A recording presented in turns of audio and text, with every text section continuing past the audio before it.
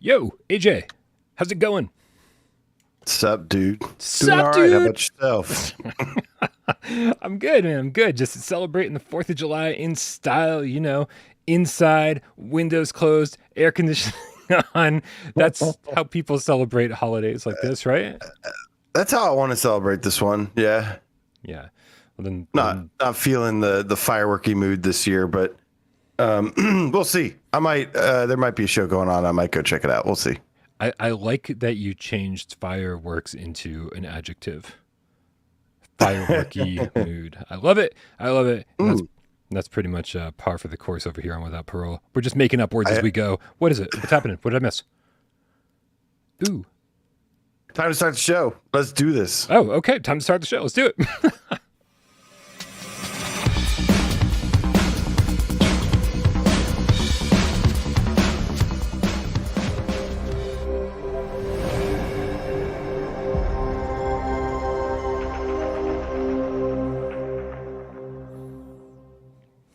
This is PSVR GamesCast Live. We film live every single Monday, Wednesday, and Friday right here on PSVR Without Parole. You're watching it right now. You might be watching it live. Type something in the chat. We'll see. If it pops up, maybe it's there. We'll let each and every one know if you're live. You know, if you type something in the comments and then it pops up later, and we don't say anything in response to it, yeah, you're not watching it live. Kind of a weird way to figure shit out, but that's how we're going to do things today. My name is Brian Popnician right here, PSVR Without Parole, and the gentleman to my right from the deep south, it's AJ from the underground. What is up, man? What is up, Game Cats? Happy 4th of July day. Hopefully you got some beers and some good grilling next to you while you watch. And if not, then that's what we're here for. I had a beer in one hand and a hot dog in the other. Then I just realized it Yes. maybe didn't look like the way I was projecting it to look. It's like I'm celebrating the 4th in style over here. I got a cock in each hand, AJ, sucking them down. Sorry for anyone with headphones on. Also, sorry, Mom. I love Myself you so much. included. Guys, don't forget, if you don't like watching us live, gee, I can only wonder why, then make sure you just hang out for a little bit, and then eventually Sci-Fi Game Cat Henry will have the timestamps up and running on the show after the fact. And if you don't like looking at our faces or me sucking off a couple of dicks on the 4th of July, then you can always listen to this on podcast services of your choice. The link for all this stuff in the description below, as is the link for AJ's channel, PSVR Underground. Usually when I'm not doing stuff over here, he's doing something over there to keep you guys entertained. Not right now. I'm on vacation. Yeah. That's what I said, usually. For the most pull part. me out of my vacation, my slumber. But no, I was happy to do it, man. I wanted to celebrate with the cats. Some of the cats in the chat have noted that you sound a little bit rough. You got a little bit of a cold going on? No, I sound great. I mean, I feel great. I sound great. You're lying. Something's wrong with your headphones or speakers. No, man. All is good here. All right, cool. Yeah, I was going to mention it before the show. I thought you sounded a little bit of stuffy. So whoever in the chat thought so, they are not alone. We're all just concerned about you, man. That's all it is. We're just really concerned. Yeah. I don't know what else to say, man. I don't know what else to say. I think maybe first and foremost, if you're not already a member of our Discord server, you should probably click the link in the description below and join us over on Discord. That's where weird ass conversations like this happen pretty much 24/7. It's sometimes about PSVR, sometimes it's not. Usually it's not these days. We've got a lot of other stuff going on.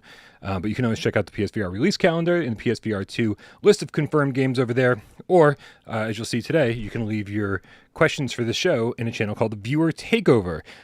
We picked a lot of... See, Peter the Underground Game Cat Parole says, you sound stuffy. It's not just me. All right. It's not just me. Okay. Confess. I admit I drank a lot last night. Oh, you're hungover. Maybe that's what it is. You're supposed to be hungover on the 5th of July, AJ, not the 4th of July. I was one day too early. You pre-gamed so much, you missed the day entirely. It was worth it. Yeah. I don't know what we're talking about. Oh yeah, join our Discord. Links in the description below. We're gonna tackle a lot of viewer takeover questions today. We got quite a few. But honestly, I gotta say, there's a lot of cats out there who support the channel in all sorts of different ways. Oh hey, I feel like I was just about to go into Game Cat name changes, and I totally forgot it was Monday, so I don't have them ready. I apologize. But some people change their name to GameCat, and some people support us on patreon.com/withoutparole games, where you get all sorts of exclusive stuff. You get a monthly AMA and now a monthly episode of Why We Love. Just started that off this past month. That's for the $5 tier. For the $3 tier, you get your name scrolling down below and access to voice chat over on our Discord. But you know what? Another way that people support us is by tipping here in the chat. And sometimes the show's just so chaotic and there's a lot of comments and there's a lot of shit that we miss some of the important tips. Like Pedro. Why do I screw that up? Pedro right there in the chat with a $10 tip says, wrecked. Is that a hippopotamus? Okay. But in on Friday's show, we actually accidentally missed a tip from our good friend Looper, the Underground Game Cat. It was a €5 tip. He says, I don't know how fine Arashi is because it's been out for almost a year and has never gone on sale. Which made me wonder, AJ.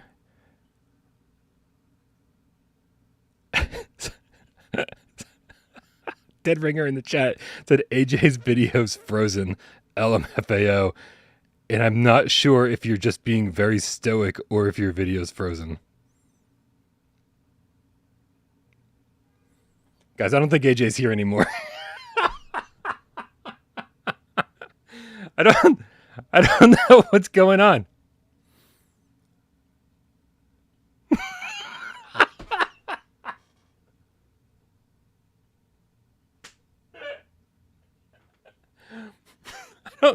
I don't know what happened. I don't know what happened for oh great. That's nothing wrong with the formatting here. Nothing wrong with the format here. Wow. Okay. Well, hey guys. Brian Paul, PSVR without parole. I have no idea what just went on over here. I wonder if we're going to be able to get him back on the show.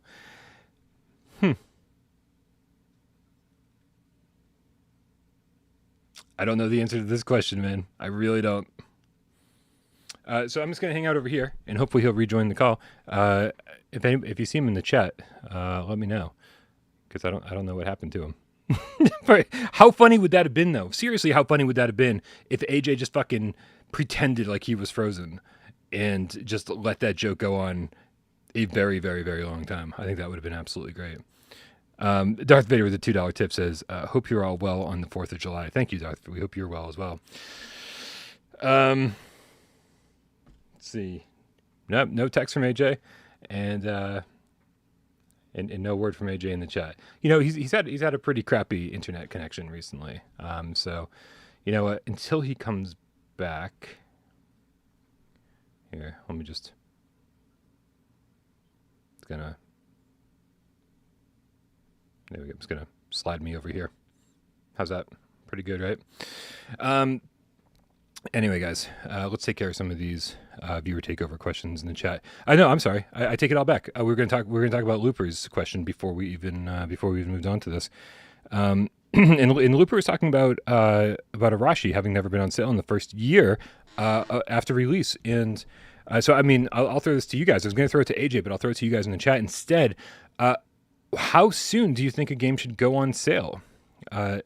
This is one of those things where, for me personally, when a game goes on sale within a couple months of it coming out, I get real concerned, right? I get real concerned and be like, oh man, this thing probably didn't sell at all. Maybe it didn't sell. And so, what I would expect to happen is there to be a launch discount, maybe like a plus discount. Maybe you get $5 off or $10 off or whatever it is. If you pre-order or if you get it in their launch week. Here, so I just got to keep checking back and make sure that AJ is not trying to do anything here. I'm just gonna wait for him. Yep. I think Shapeshifter said it in the chat. This is gonna go real well, I'm sure. Right. So personally, I don't, I think you get, if you get a game on sale day one, then great. And then once it hasn't been on sale for a little bit, I say about a year, man. I think AJ just sent me a text. He says his internet went out and he's working on it. So we'll just have to hang out and do it this way for a little bit here. Let's see. Oh, you know what? Hold on a second. I can go over to this screen over here rather than reformatting everything. Here, how's this going to work? Do you think this will work? Here. How's that? All right. We'll do this. We'll do this for the time being, okay? And then once AJ gets back up and running, we'll do that. But I really do think that like if you start setting this precedent where games start going on sale 4 months after launch, 5 months, 6 months after launch, then no one's going to buy your game the day that it comes out or pre-order it. Like you have to have this perceived level of value. That's why, if you're a Nintendo fan, if you're a Nintendo fan, you know that they very rarely put their games on sale. So I think Nintendo has built this kind of confidence with their consumers that Nintendo values their games, and you can feel confident that you buy a game at launch, and it's likely still going to be that price next year at this time. So if you want it, just buy it because you don't have to worry about some sale that's happening. Now that's a very, very corporate way of looking at something, right? Like obviously you want to be on the side of the consumer, and I think the consumers in general, obviously would like a game to go on sale as soon as possible and as frequently as possible. And so Arashi having not been on sale yet doesn't surprise me. But if they were to come out with an update, I don't know if there's like rumors of like some DLC or major update or maybe a PSVR2 patch. I don't know what's going on over there at Endeavor One, but that would be the perfect time, right? To say, oh, uh-oh.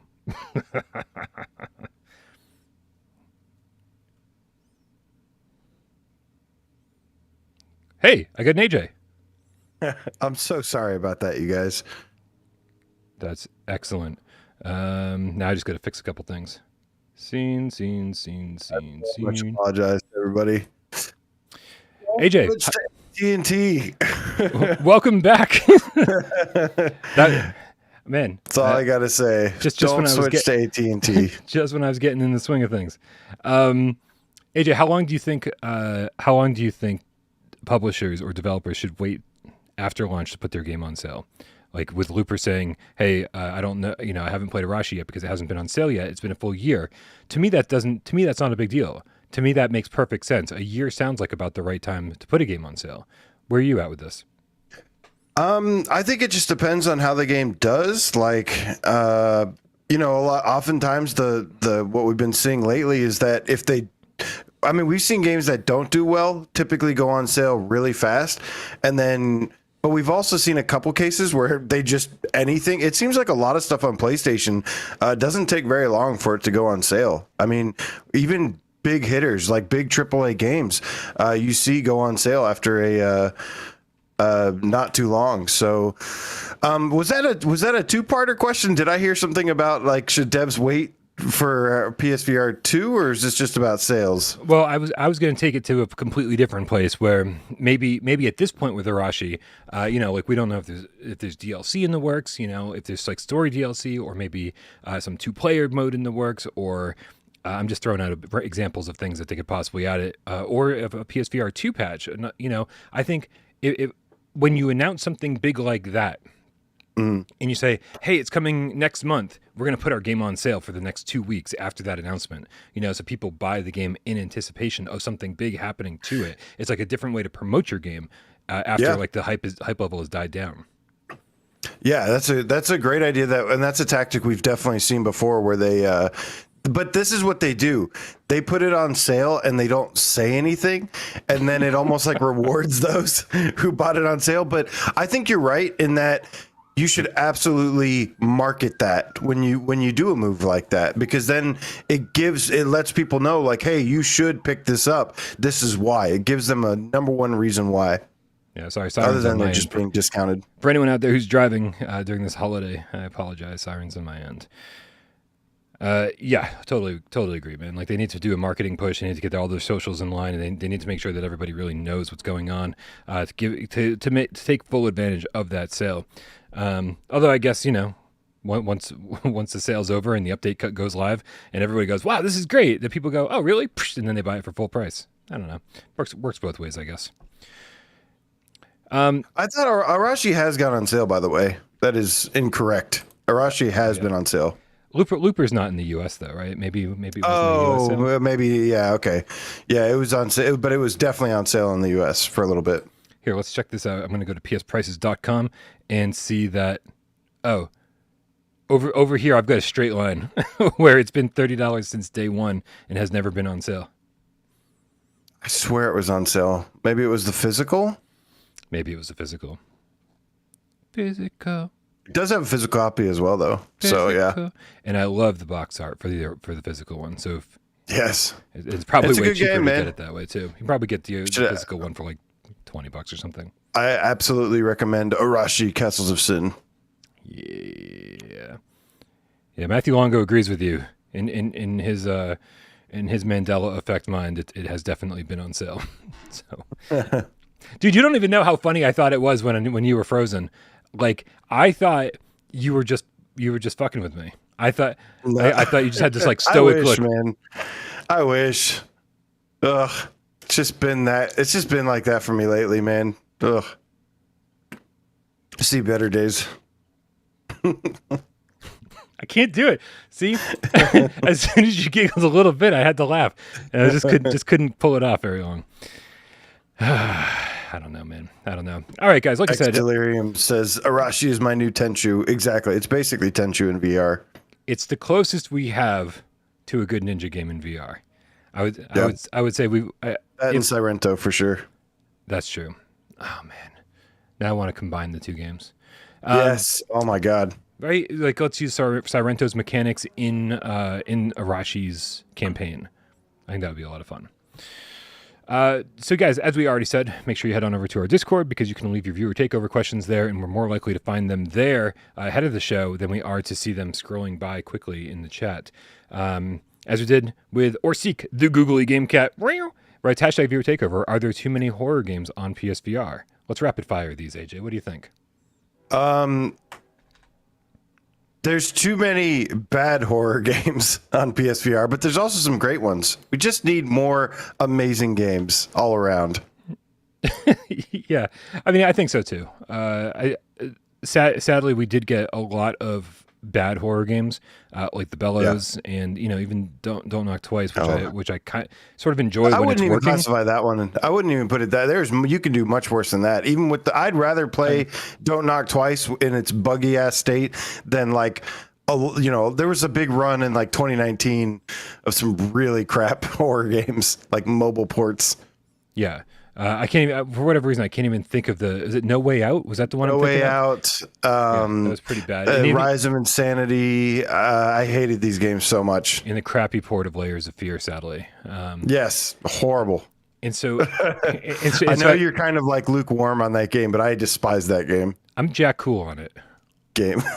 Jack Cool. Oh yeah. I mean, Jack Cool is way better than lukewarm, right? Why does warm get a name and cool doesn't? I'm really upset about this. I think we need to investigate the origin of lukewarm so that Jack Cool gets his due.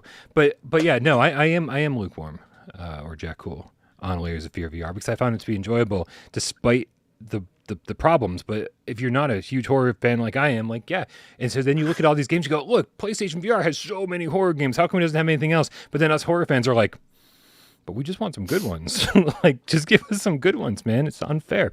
So yes, there are too many horror games on PSVR, but there's not enough good ones.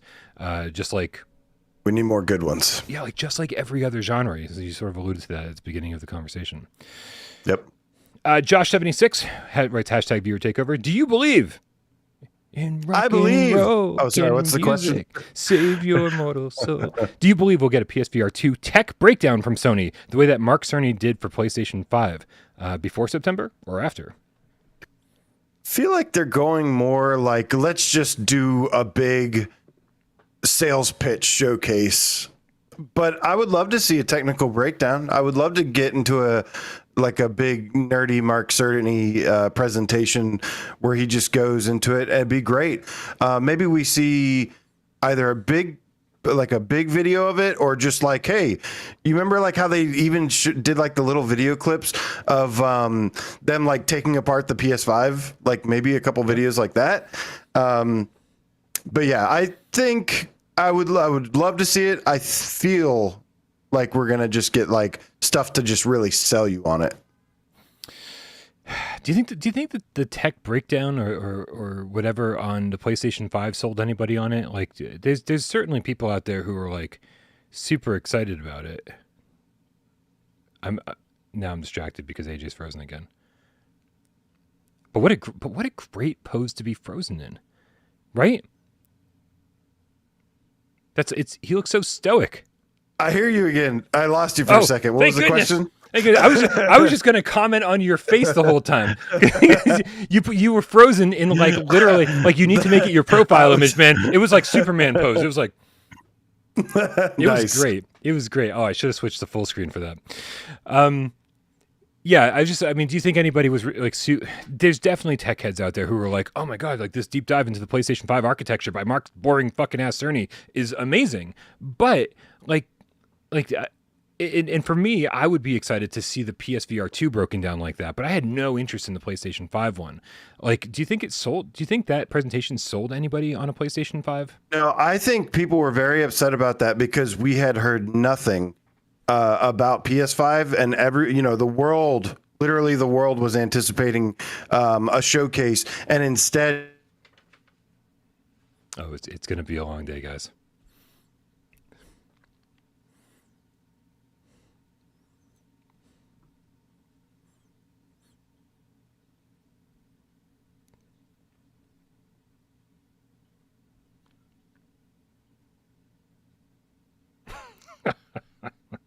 I think we're in trouble. All right, we'll give AJ some time to come back. This is one hell of a Monday show, don't you think?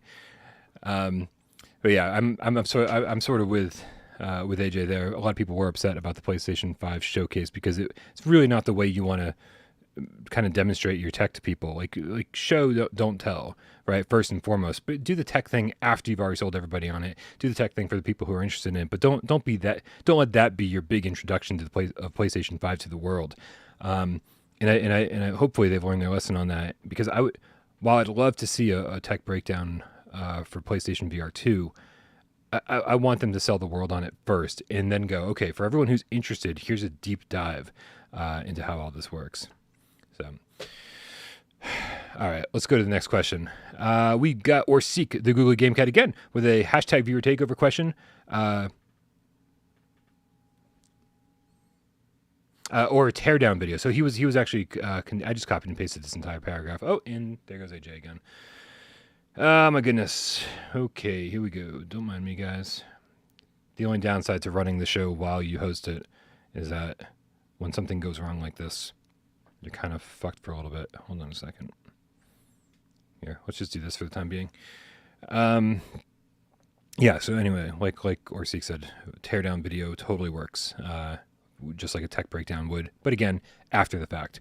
Awesome Tatum, hashtag viewer takeover. How committed do you think Sony is to backwards compatibility for PSVR 1 games? Man, that is such an excellent question. I'm starting to really wonder, not that I was ever confident about this or anything, but I'm starting to really wonder if we'll have any kind of backwards compatibility at launch. I'm really hoping. Oh, Imzadi, I would fucking love that. Imzadi says, I'll co-host, Brian. That would be amazing. I would absolutely love it if you were up here with me right now. We'll have to have you on standby next time AJ's on the show because we can't trust his internet. But I had to bring the question back up. I already forgot. But yeah, backwards compatibility. I just feel like there's so many hurdles right now. Yes, from a control standpoint, trying to convince anybody who's getting PSVR 2 who never played PSVR 1, say, oh yeah, you can play all these PSVR 1 games on your PlayStation VR 2, backwards compatibility, and then you pick up the controllers, your brand new Sense controllers that have adaptive triggers and haptic feedback, and then you go, I'm using the analog stick and I can't move my dude around. What's going on here? What's the problem? And then we all have to tell them, oh, you have to hold down this button and point your Sense controller in the direction you want to walk in, because so many PSVR 1 developers just don't exist anymore, and so just having their game exist on the platform, it means that there's no one there to update the game, and so basically, I really do think that anyone out there who's still making VR games, who made a PSVR 1 game, it's in their best effort. I was having a conversation with from Tiff from Skydance about this, saying, you know, is it Stress Level Zero? Are those the ones who make Boneworks, right? They're making Bone Labs, and she's like, well, why would they bring Boneworks over? I was like, because so many people never played it.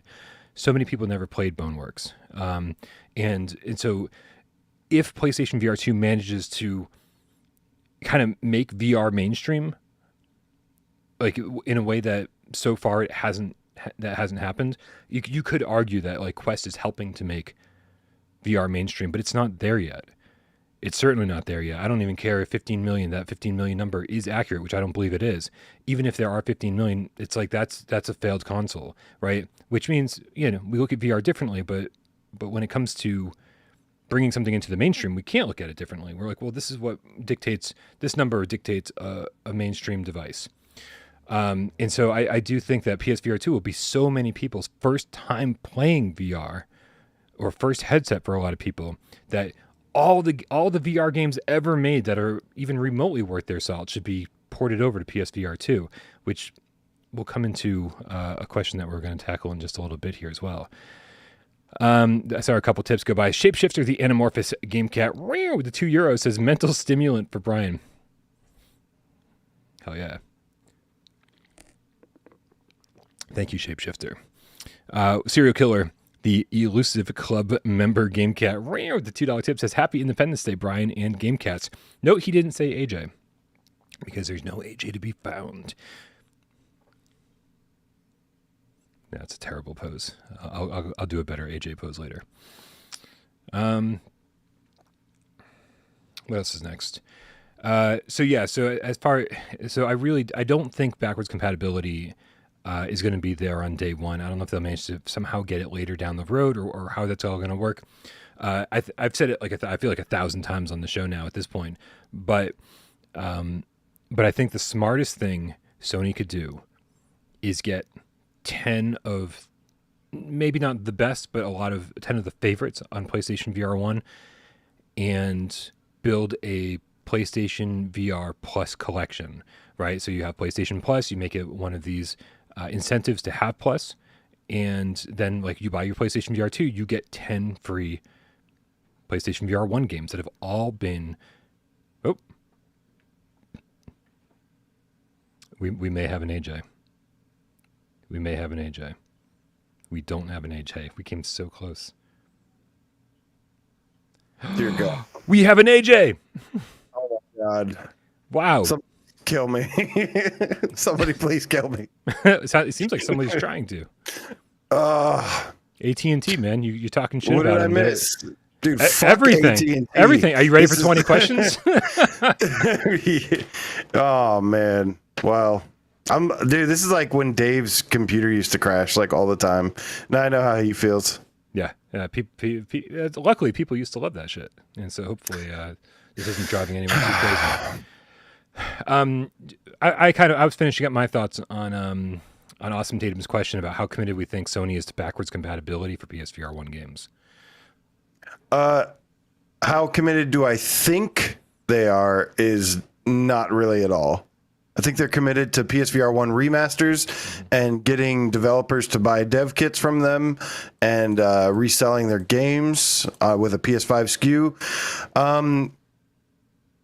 But yeah, I don't think that they're very committed to it, because I feel like they maybe think that it's a better business opportunity to just remaster it. Do you think?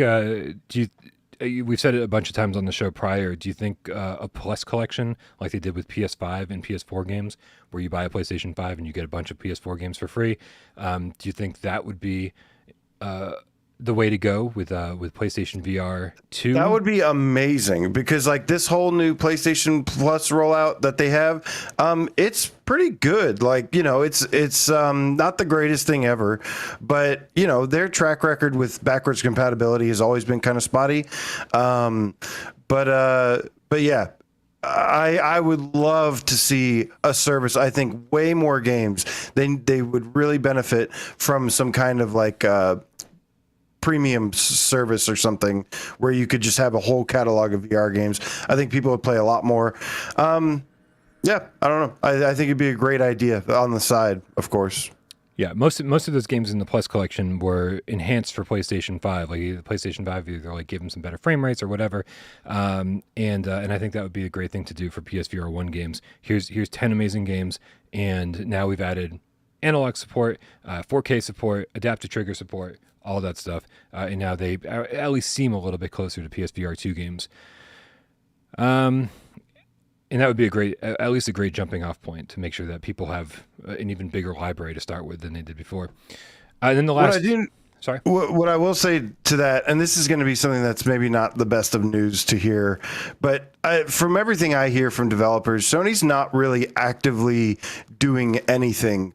Like they're working on the hardware. They're probably just trying their best to get that going. They're probably working with a lot of first party stuff, a lot of big AAA third party companies. They've said that they've spent a considerable amount, but from everything I've heard from developers, they're not really doing anything proactive like Xbox and even Meta are, which is, not like it's probably coming off a little bit worse than it actually is. But I would like to see them kind of just feel like they've got people there, a team dedicated to VR, organizing it and everything. And I hope to see that improve this generation. Yeah, I do feel like Sony is ridiculously focused on getting and courting the AAA developers for PSVR 2 at the moment. And if you're anything under less than a AAA developer, they're sort of like, yeah, sure, here's a dev kit or whatever, but you're kind of on your own as far as marketing and everything else is concerned. Because I do think that they realized that PlayStation VR 1 had a major problem, and that was the lack of AAA support. And you need to get that shit on the platform right out of the gate, or you're just going to flail. And like, it doesn't matter if you have AAA games later down the road. Right, because you missed your chance to have a solid install base by not having those titles there on day one.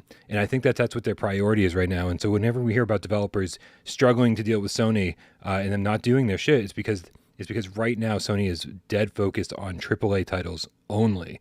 Which I think is a good marketing strategy. It's like you said, that's the one thing that people asked for Gen 1, and the hardware just wasn't capable of it. And they probably more than anyone else are in prime position to provide like AAA software and convert a lot of, that's the exciting part. Is that, the entire PS5 catalog, wherever it makes sense, could potentially be a PSVR 2 game. Agreed. And I think that kind of like brings us properly into our final viewer takeover question from Bel Ramio, writes #viewer takeover. Settle in. This is a long one. Seeing a game like Black Trail with an obvious Quest first development strategy behind it. Quest first development strategy behind it. Right. Sorry, I read that badly. Makes me not only wonder how and if they can step up the graphics for PSVR 2. It says given it was a Steam PC trailer, I doubt this is the case, but makes me even more wonder, do these devs and games even have a chance? Will we be able to get will we get enough AA and AAA titles that make Quest ports uninteresting to us if they don't bring us anything special to the table? Or will we fall back on the PSVR 1 era where almost every game that didn't suck was a quote-unquote must-have simply because we didn't have 10 titles coming out each month? I mean, yeah, there's going to be long periods in between where people need games, waiting for bigger releases or whatever, or just whenever there's a dry spell. And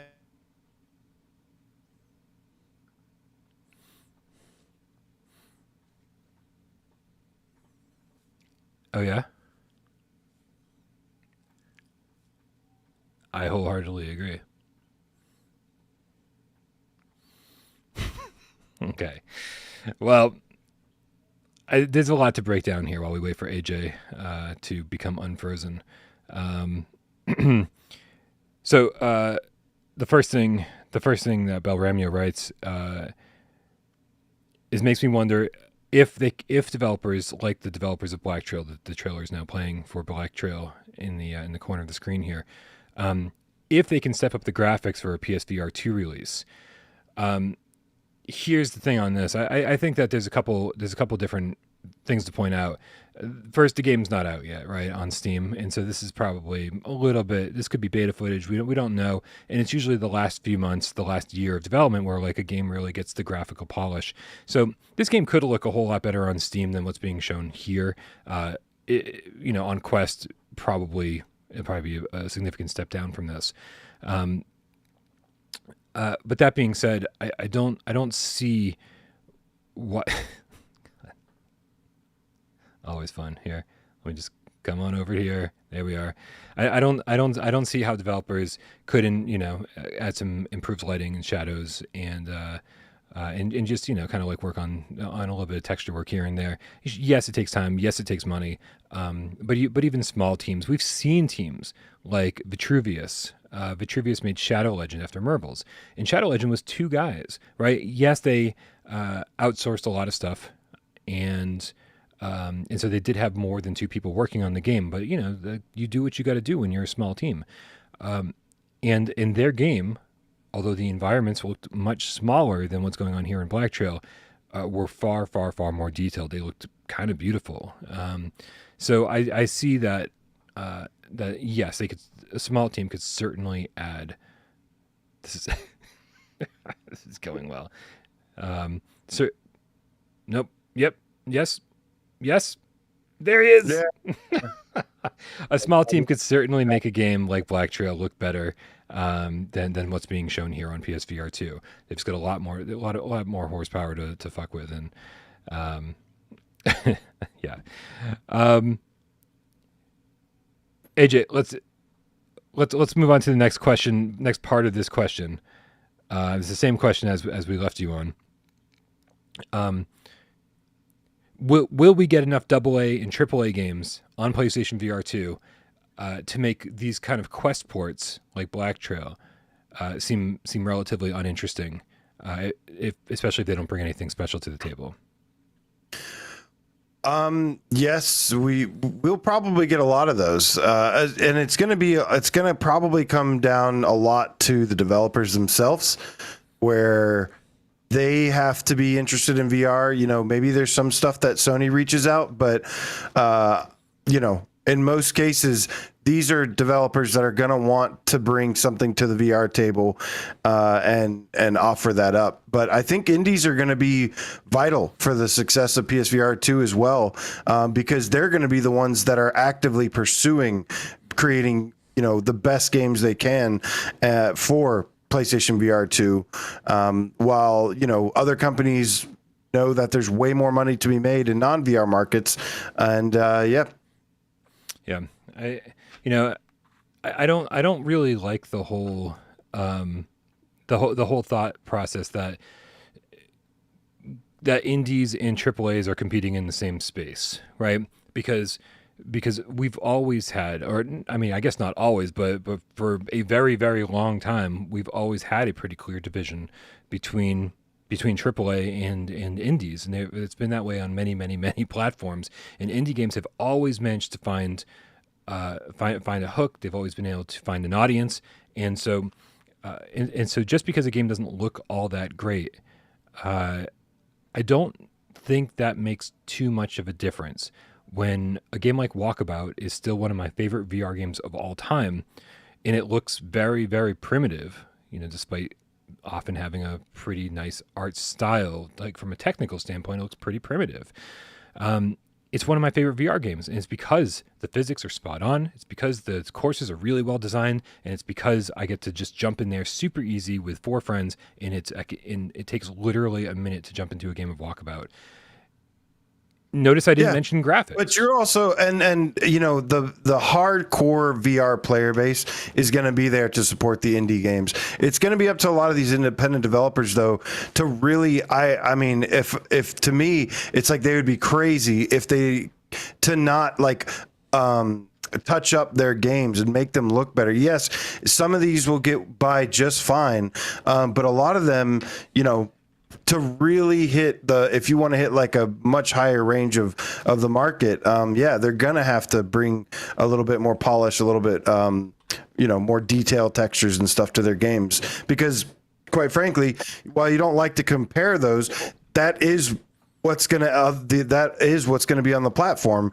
Boosting it the most are those big AAA titles, big third party titles, AA and stuff. So indies are gonna have to really step up their game, and like I said, with a little luck, with a little timing, maybe different things like that, they can get by with having a game like that. But I think they're going to need to really bring their A game.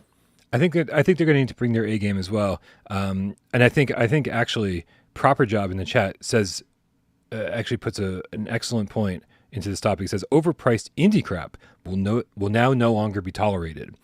I think that's an excellent point, right? Because the good stuff will just rise to the top, and it's going to become more and more clear which games have been, which games have had some love put into them, and which games are just absolute shovelware, right? And I use the term shovelware in terms of like a bad game that was just thrown onto the platform, not a game that was just ported kind of unceremoniously from Quest. Because again, I'm going to play the crap out of Walkabout on PSVR2, even if it looks identical to the Quest version, right? The hope, of course, is that maybe we get some better frame rates and better refresh rates and maybe some better lighting or whatever. But even if it's the exact same game, I'm going to play it.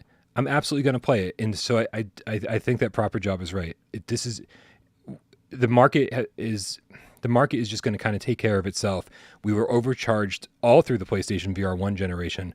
Games that were clearly $20 games, we were paying $30 to $40 for.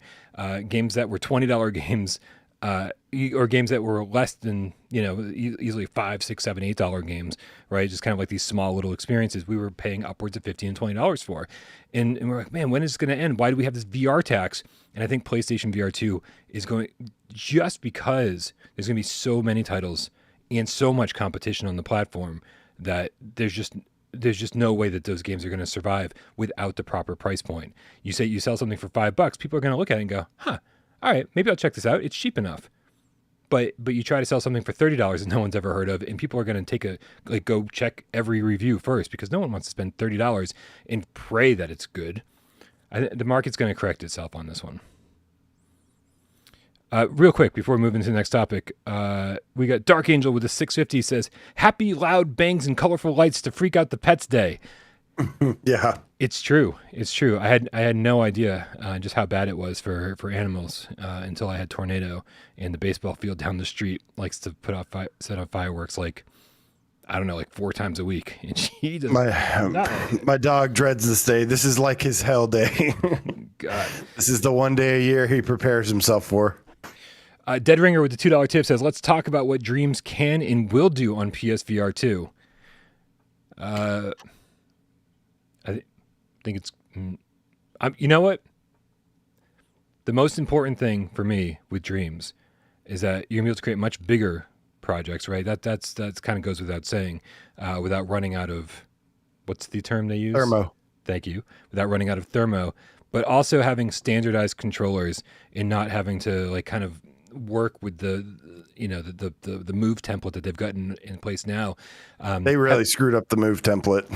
Having standardized controllers and everybody kind of making Dreams games or Dreams experiences with the same controllers in mind, I think that's going to be one of the best improvements on PSVR 2. Multiplayer and PSVR 2 support is what it needs. Give it new life. Yes. Oh, dude, multiplayer, big time. When you see the kind of support that Rec Room gets, they see the kind of things that people are making in Rec Room, despite the fact that things don't look nearly as good in there, nearly as good as Dreams games do. Yeah, there's a reason. It's because it's multiplayer. It's because you want to get your friends in there and say, look what I made. Look at this. We can run through this together. How cool is this? Yeah, huge difference. And I think that'll give such a good point. Multiplayer is so important. It just needs just one last fighting breath. That's what it needs. Just give it a PS5 patch, give it multiplayer, give it PSVR 2 support, and then you don't have to ever do anything with it again. Except AJ, keep it on. What's up, man? Speaking of PSVR 2. Sorry. Yes, let's do this, man. My time might be limited. It's all right. Listen, we can have a 10-minute discussion about every PSVR 2 game that's been confirmed, because the most important thing here is that we talk about the games that we're excited about. We talk about the current. I think the current the current hype level of PSVR2 games in general. Let's start there before we dive into specific titles. Are you in a place right now where you are just like bursting at the seams to go play a PSVR2 game or get that headset on your head, or are you? Yeah, not there? I was actually. I'm glad you asked because I was going to say it anyways. That before we go through this, let me just say that my excitement level for PSVR2 is a 10 out of 10, like easily. If it could go higher, I would basically. But yeah, so I'm excited for the headset, extremely excited for all the games, really excited. But yeah, I want to try to be a little bit, devil's advocate a little bit, try to be objective a little bit, and rate these on how excited I am for them individually and explain why. Yeah, for sure. I don't think that I don't think I'm as excited for PlayStation VR 2 as you are. Like, and I know that sounds sacrilege to say on Without Parole because it is sacrilegious because we are Without Parole and we are all about PSVR, and that whether that be PSVR 1 or 2. But I think that sort of I think there might be some cats out there who are with me, right? That we've been talking about PSVR 2 for literally 3 years or something. Like it's been a really long time, and we've been speculating on it and hoping about it and blah blah blah and this and that and whatever. And then like even Sony comes out, almost 2 years ago and says we're working on PSVR 2, and we're like, sweet, that's amazing. And they show us the control, and then there's just these long periods of silence between the exciting moments. And I feel like even though we just had State of Play a few weeks ago, where we finally saw some amazing PSVR 2 games, I'm just kind of tired of this back and forth relationship that we all have with Sony, where they're like, hey, they tap us on the shoulder and say, hey, wake up, we got something important to show you. And then we're like, that's awesome. And then we say, what next? And they hit us over the head with a fucking frying pan and Go say, back to sleep. right, we'll pull you out of your coma in 6 months when we got something else to show you, motherfucker. And we go, ah. And so I'm just sort of tired of that relationship we have with them right now, and it's kind of exhausting. And like until they go full force into marketing this thing like, every day or every week, or we have something new to be excited about every day, I'm just sort of like I feel like I'm in a holding pattern. And it even feels like the new footage we've seen of Village and the new footage we've seen of Call of the Mountain, it already feels old, right? I need more, and I need it constantly. I just want to play it, man. I just want to play it to the point where, I occasionally have been getting depressed, just like wanting it so bad and needing it, like PSVR 1 has been my outlet for 4 years. I used to suffer from really bad like depression and things. And when PSVR was like the only thing that really made that go away, of course, the GameCast joining your community. I wasn't depressed for like 4 years straight after having big struggles with it. And now I'm back to it again a little bit. I've been struggling up and down, and like it's weird, but I really want PSVR 2 that bad and need it that bad. And that's why I'm kind of just like, I'm just kind of trying to take it easy until it comes out. Yeah. I'm kind of with you. I try not to beat 10. myself up. I'm still a 10 out of 10. Excited for PSVR 2. Dan, I just mistook somebody in the chat for myself. Sorry. Dan Kiefer says Brian is suffering from the same effects of a long distance relationship. You're kind of right, man. You're kind of right. It's so exciting to see somebody, and then like you have to go 6 months between the time you see them again. It is very, very true. That's exactly what I'm suffering from. All right, AJ, let's get the low hanging fruit out of the way, right? Yeah. What's the game you're most excited for? I was wondering if we were going to do this because, I was wondering how we were going to go about this. Man, let me just say, most excited for it. The problem is, Brian, there's like 3 or 4. Well, give me one of them. Can I just start with one of like my most excited ones? Start with Horizon, because I've already brought up the trailer. All right. Horizon Call of the Mountain is easily one of my most anticipated games. There's still a lot of info I want to know about it, but here's but the stuff we do know sounds amazing. I mean, graphically alone, having the 4K HDR visuals, because it's 2K and 2K per eye, and they like to market it as that, but it's still going to look, don't let that detract from the facts that it's going to look incredible incredible. Just visually, it's going to look amazing. And whether it's like true 4K or not, it's going to look mind-blowing. The world, the gameplay using the orbs, and this is designed, I have high expectations, Brian, for what I am expecting. Okay. I'm not expecting a bunch of stuff that isn't going to be there. Just for what I know and what I expect, I am very, very excited. I'm going to say 9.5 out of 10 excitement scale. 10 out of 10 for me. 10 out of 10. This game, I think more than any other game so far that I've seen, and that includes Village. We'll get there in a second. It looks like it's going to give me exactly what I want. Like I feel like they're going to give me just enough reason to explore, like whether, these kind of like openish areas. We know it's not, we're very, very pretty sure at this point. We're very, very pretty sure at this point. I don't know about openish area. Yeah, it's not open world, but there are like multiple paths. It's probably story driven, narrative driven. And what we know about this is that this is mostly what they're pushing this as is like something that demonstrates the hardware very well. And of course they're going to add some game to it. But this is very much, call it kind of like a hybrid between a showcase and a game. This is going to be what I'm expecting anyways. And I think it's going to really demonstrate some awesome features that the tech is capable of. Yeah. And for that, I think, you should be very excited. Yeah, when I was talking about the open areas, like what I really love to do more than anything is like explore these areas and like, to the point where I'm like, I've exhausted every single corner to find everything I can find. And with the whole crafting element that they're talking about, for me, it sounds like exactly what I'm looking for. And it's been in development for so long, since we know at least early 2019, if not longer, that like I feel like there's a full-fledged game here that's actually built from the ground up for VR. I think this is going to be really exciting. I can't wait to see what the combat is like. I can't wait to see how everything works, and I can't wait to see just how big of a game this really is. And so I feel like they've sold me on this one better than anyone else has sold me on their PSVR2 game. So for me, this is 10 out of 10, hands down.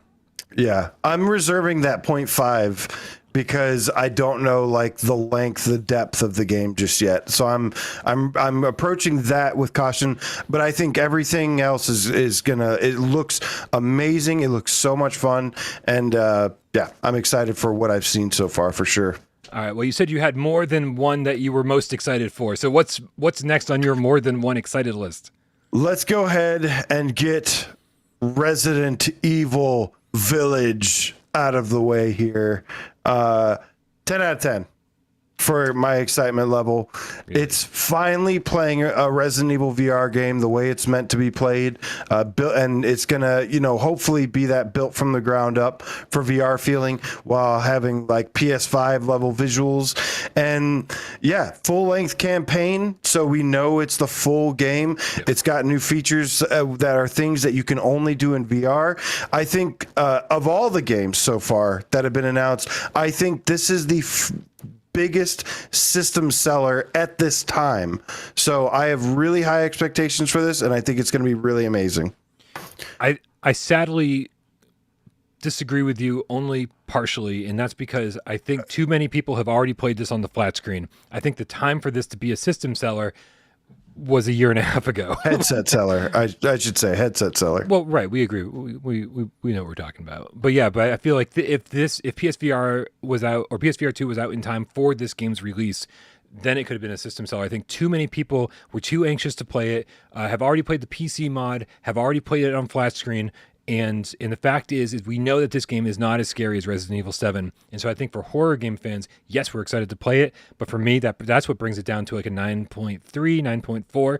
Although I will say, if they confirm all of that DLC they talked about, that third-person DLC, if they can confirm that stuff is coming to the VR version, the PSVR2 version, in first-person VR, as well, then I think I'm gonna be much higher to like a 9.7, 9.8. Super excited for this game regardless, because it's another Resident Evil game, and Resident Evil 7 is still my favorite VR game of all time. So very excited about it still, but I do have a couple reservations only from that. Yeah. Matthew Longo, you're so full of shit. Resident Evil 7 is scary. You're fucking lying, Matthew Longo. Just admit it. Somebody put this kid up to a polygraph, and we're gonna find out if he's full of shit or not. Yeah. No, I will ask you, Matthew Longo. I will ask you. Hey, no, I'm sorry, AJ. Matthew Longo is my new co-host right now. You're just gonna have to sit there for a second. Okay. Matthew Longo, did you play it a flat screen first? Because that seems to always be the case where people said it wasn't scary in VR, and then I say, "What did you play it flat screen first?" They say yes. That's usually the reason. But maybe Matthew Longo is just our Dave Station or our Dez who just doesn't get scared. I don't know. Well, I was going to deduct a few points from my hype meter on Resident Evil Village just because people have, said over and over that it's not as scary as Resident Evil 7. And I was like, wow, that was one of my favorite things about Resident Evil 7. But that being said, it just seems like the gameplay, the structure, the game itself is still worthy of that 10 out of 10 for me, because I know it's going to be a full game. And yeah. Like Awesome Tatum says, that's why I think it's going to be a huge system seller. And imagine all the people that have already played it, Brian, and own it already. Mm-hmm. You're going to have that plus the influx of people that are playing it for the first time in VR or getting a headset. So I think that game is probably, we have to obviously wait and see more games that are coming out at launch, around launch. But I think at this time, I think that is the biggest game at this time. Will be the most popular, I should say. I don't know, man. I don't know. Maybe. I think there's a lot of Horizon fans out there, and they're like rabid Horizon fans. A lot of them are coming off of Horizon Forbidden West and going, I need more Horizon ASAP. And like for the first time, they're like, I think I'm interested in VR because of this game. I think that Horizon Call of the Mountain could be like our Mario 64 for real. Yeah, I agree. I think these two actually are probably some of the biggest ones that we have known for launch so far. But again, if it was like an open world Horizon game, I'd totally be there with you. Like if it was basically Horizon Forbidden West and Horizon Zero Dawn just in VR, I think I would absolutely say there it is right there. Like that's all you need. You're good. You don't even need to release another game for the PSVR2. You're set. But because we're not there yet, it's a spinoff, and I think the spinoffs can be really, it really depends on how big the game is, but Resident Evil Village is a full AAA game that is converted to VR. All right. I think the most logical place to go from here is Saints and Sinners Chapter 2. Yes. Where are you at with that? Very excited. Obviously Saints and Sinners 1 is what I consider one of the best PSVR games, one of the best VR games ever made. And Chapter 2 is kind of interesting. Like I have so much faith in Skydance to deliver something here. It does have a lot of similarities to the first one, like visually, it's and whatnot. But I definitely would have loved something like completely different. Like I've always said, I've really dreamt of playing that game in like a modern city and stuff, which this has a little bit more of. But I'm gonna say like another 9. I'm gonna say like a 9 for this. I'm still very excited for this. I'm super excited for this because every single time I've dropped back into Saints and Sinners, I go, God, I forgot how good this was. Like I think it's actually easy to forget how good Saints and Sinners is until you're actually in there and you go, oh God, it's incredible. So well, right? And so knowing that right there, I'm crazy excited for this because finally, hey, we get more, right? New weapons, likely, a brand new crafting table, hopefully a whole new skill tree of upgrades, hopefully all sorts of more of the things that made the first game great. And you can easily look at this and go, graphically it doesn't really look as good as Village or definitely Horizon Call of the Mountain. And I think, to be honest with you, here's where my hype level is for Saints and Sinners Chapter 2 on PlayStation VR 2. It's at like a 7 or a 6 because it's coming out on PlayStation VR 1 first, right? And so I know that it's kind of going to be old news, old hat by the time I get it, by the time the PSVR 2 rolls around. I'm going to have already spent 100 hours in this game.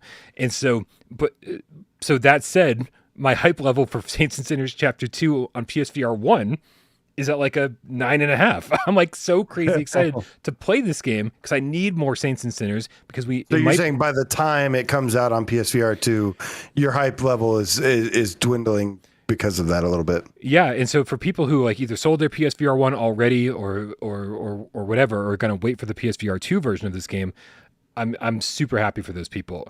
But, you know, I would not be doing my job as, you know, a host or owner of Without Parole without playing the crap out of the PSVR 1 version. And so I feel like I'm going to pretty much exhaust this game by the time it rolls around the PSVR 2. So I'm excited to play it, but I'm not terribly excited about the PSVR 2 version personally.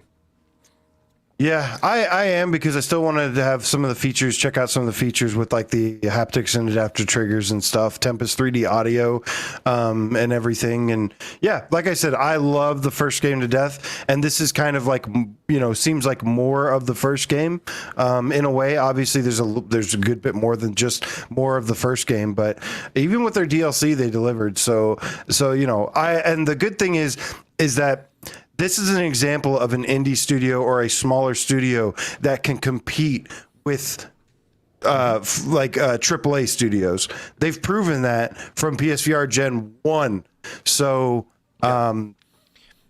So whether it be this game or a future project of theirs, I mean, obviously, but I think this game will stand its ground amidst a hectic launch full of, like, you know, these AAA hybrids and stuff. I think Saints and Sinners at least won't struggle to, you know, have some success versus, you know, some really tough competition.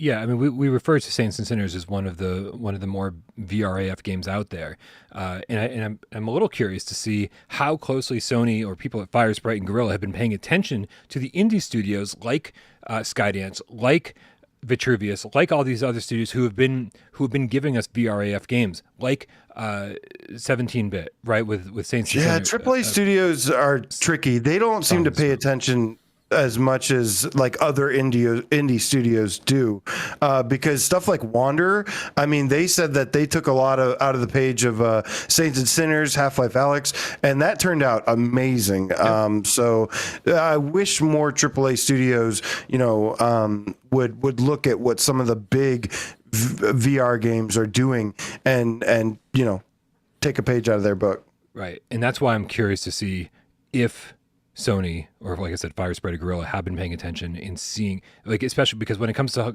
Call of the Mountain, the VRAF elements are going to be, you know, easily 30% of what I'm excited to do. Like, if crafting just involves opening a menu and pointing at one thing and dragging it to another thing, right, as far as I'm concerned, that's not what we want. They fucking screwed up, right? Yeah. Like, we know how good crafting can be in VR. We've seen it in Saints and Sinners. We've seen it in, especially Song in the Smoke had the best crafting I've seen yet in VR. Yeah, getting rid of converting all that menu stuff into physical, like, actions and interactions. You know, that's what makes Saints and Sinners great. Is nobody else has like everything so diegetic like that, where it just makes sense in the world of the game that you're playing in, versus just stuff just randomly popping up. Hold on, I'm googling diegetic. Yes, agreed. All right, man. What do you? I have a feeling that you are super excited about No Man's Sky. 10 out of 10, baby. Really? Yes, because it's one of my favorite games of all time. Okay, look, The truth is, this is probably the least jump, right? Like, it's going to get some better graphics, some better draw distance. It'll get haptics and adaptive triggers. Yeah, sure. It's going to have some things that are, you know, they maybe won't age as well because they can't fine tune some of those mechanics as much as, like, you know, they can't go back and redesign the whole thing again. I mean, it does. Well, at least I don't expect them to. But yeah, this simply because it's one of my favorite games of all time. I actually think that, in my opinion, No Man's Sky is another one of the best PlayStation VR games of all time, along with Saints and Sinners. I think Saints and Sinners and No Man's Sky are the two best PSVR 1 games. That's just my opinion. But because what they do from a VRAF, from a gameplay, from, you know, a game loop, and just fun and addicting, and yeah, they're totally for me. So this is a 10 out of 10 because it's one of my favorite games of all time and an amazing world to explore. Nice. Yeah, I'm excited for it only because I promised myself that I was going to get into this game before PSVR2 gets here, and so I'm hoping that by the time this thing rolls around, I will have a much better understanding of this game and a much better, being able to just jump in and not have to figure out the menus. Will be really, really nice. I just need to get there first. So I've got a little bit of a mission ahead of me before PSVR 2 gets here. I don't want to be figuring this game out for the first time on PSVR 2. Dude, I'm gonna throw out.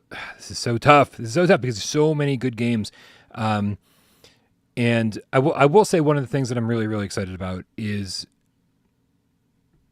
Among Us VR. And I know that sounds kind of crazy. We do know that it's going to be a PSVR 2 launch title. When they kind of mysteriously dropped it from the PSVR 1 release calendar, they did promise us that it was going to be a PSVR 2 launch title. And I just think it's one of these games that it doesn't matter which console you're playing it on, which headset you're playing it on. It's just a game that is so much fun, and we're just going to laugh hysterically. It's just a game that we kind of need, and it's sort of one of those games that you put on your console, you leave it installed all the time, and anytime someone says, "Hey, you want to get together? You want to get in a game and play this?" You know, we get a bunch of GameCasts together. I think it's going to be an absolute blast. No reason this couldn't have been on PlayStation VR 1, but the fact that it's coming to PlayStation VR 2, absolutely, this is where it's going to be good. I'm gonna have to say, like, so I think the game looks great. It looks like it could be a lot. It should be a lot of fun. Shell Games are great developers. Just for me and my personal taste, I'm like at like a 5 out of 10 here. I just don't think it's something that I will want to play a ton because I'm not like the biggest multiplayer guy. But I think it looks great. I think this is kind of a prime example, and we could probably point to a lot of other games that have been confirmed for PSVR 2. A game like Black Trail, a game like Galaxy Carts, a game like Ghostbusters VR, a game like, God, I can probably fly down this entire list of games that are still planning on coming here.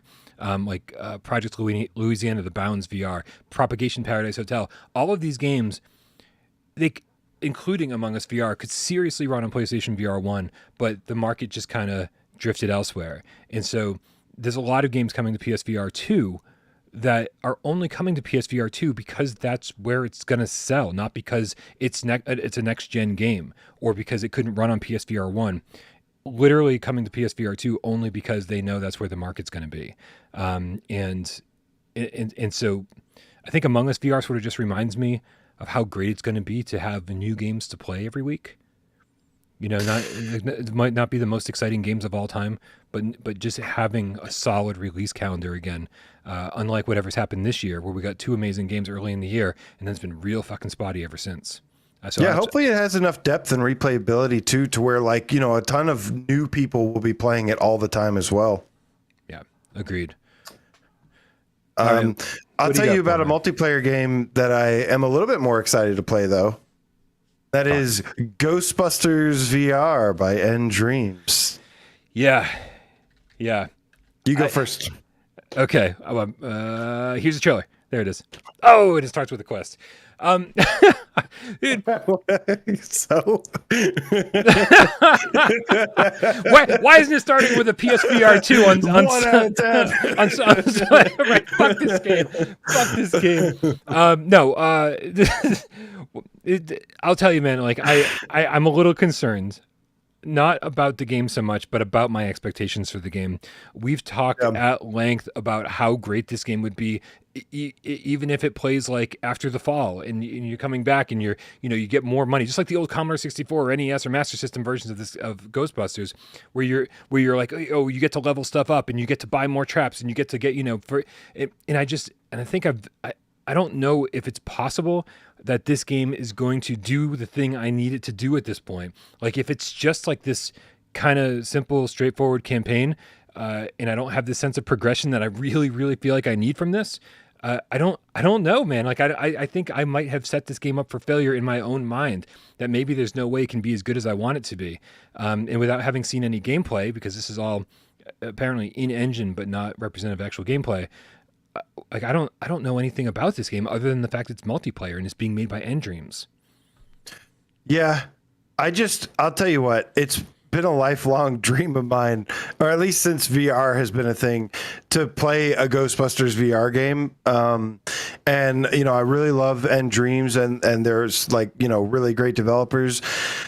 And I think I'm gonna keep my hype level at like a healthy like 8. But I understand, being cautious around this one, because like you said, it could end up something like After the Fall, where, it's really fun, but it has no depth or something. There's a lot that can go wrong here. But I'm just excited for a Ghostbusters experience. Yeah, me too. If it was up to me, I'd have like either like an authentic looking Ghostbusters, or a like just full on horror Ghostbusters. And this one looks a little bit more cartoony. But I'm still just excited about the prospect of a multiplayer Ghostbusters game, communicating, bantering, and trying to shoot ghosts catch ghosts with a proton pack and traps and stuff. And the concept alone, I'm like at an 8 out of 10. Now we'll see what happens. Yeah, Nick the Game Cat How in the chat says, let's not forget Dreams hasn't made a long game yet, so maybe a short game. And that's sort of why I think that's when Wes and I were talking about this. That's sort of how the whole concept of an After the Fall style Ghostbusters game came up, because all you need to do is create 5 locations that you go to, right, along with like the Ghostbusters HQ that you hang out in and level stuff up, right? And then every time you come back, you can buy, you start off with 1 trap, right? And then you have 2 traps. And that means you can get further and further into each of those 5 locations, actually do the After the Fall thing the way that After the Fall should have done it, good. Because I think as a concept, After the Fall was great, but they didn't execute it the way they could have. And I think Ghostbusters is, if they do it this way, then a smaller team like Dreams would be capable of making a much bigger game where we're like retreading the same ground was just part of it. And you're like, oh, I can finally get further and further and further into each of these locations. I don't know. It makes sense to me. But again, the thought that I might get the opportunity to be like in the Ecto 1 or 2 and being like on that seat that pops out and like shooting stuff while riding down the street and stuff, that prospect, maybe that's wishful thinking, but yeah, I hope something like that happens, because that would just be like amazing. It'd be, that experience alone would be so memorable. Yeah, I agree. I didn't even think about the Ecto 1.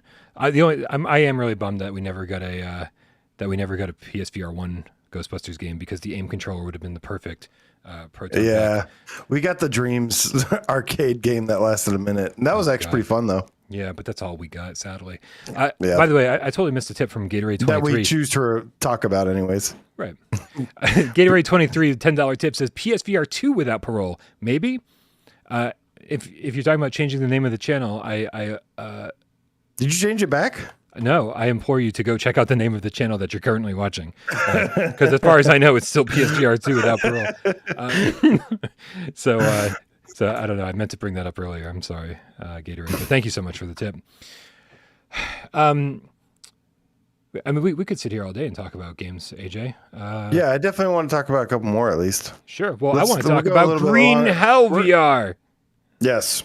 Because, a lot of people on Quest have been talking about how, how much fun they're having with Green Hell VR, but that's a pretty truncated version. That's not even the full PC version.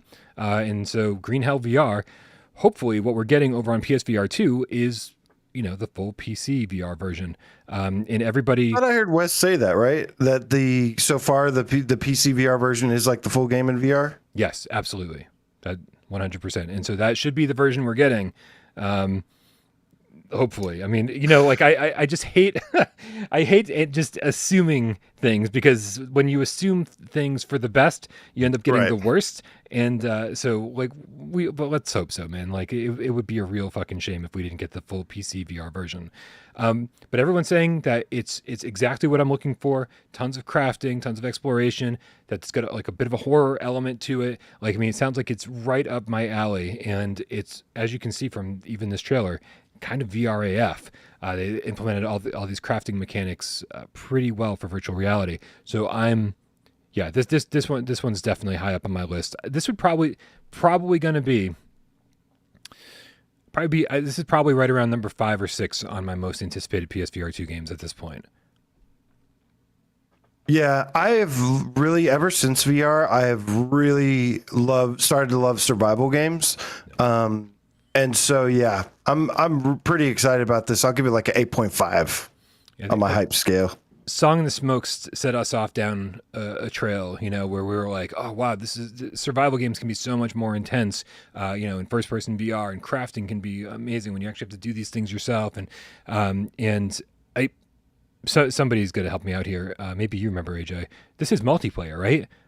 Which is, again, one of the most requested things I think Song in the Smoke had gotten. The developers had heard a lot of requests. I think multiplayer or co-op was one of the ones. And so I don't know. I always confuse this with I'm the waiting Forest, for man. PSVR 2. So I'm trying to know as little as possible for a lot of these going in. Yeah. I always confuse this with the Forest. I know the Forest's been around much longer, but I just forget which ones are multiplayer now. All right, man, you're up. We can go through these a little bit faster from this point on. You're up, Asia? You're up, Asia. That's right. Holy crap. That is a fucking old school Midnight Gamescast reference. Holy crap. All right. So the next one I'm going to bring up is Lo-Fi VR by Iris VR. Now, despite my thoughts around Blair Renaud and his antics always, and the stuff he says all the time that drives me nuts. The game does look incredible in many ways. It looks next gen in many ways. The one problem, though, is that I still haven't seen like this fully fleshed out campaign, story driven modes and stuff. Most of what I've heard and seen about the game is a lot about just the way the world looks and feels, the atmosphere, and then of course some of the little VRAF stuff. But I'd like to see this really come out swinging with a big campaign, story-driven campaign, and a world to really get lost in, and I think it could be really cool. Yeah, I think this is one of those games that I was very, very, very timid about, or hesitant, or maybe whatever the opposite of optimistic is. Pessimistic. That's the word. I was very pessimistic about this game because yeah, like you said, Blair Renaud is very outspoken on Twitter.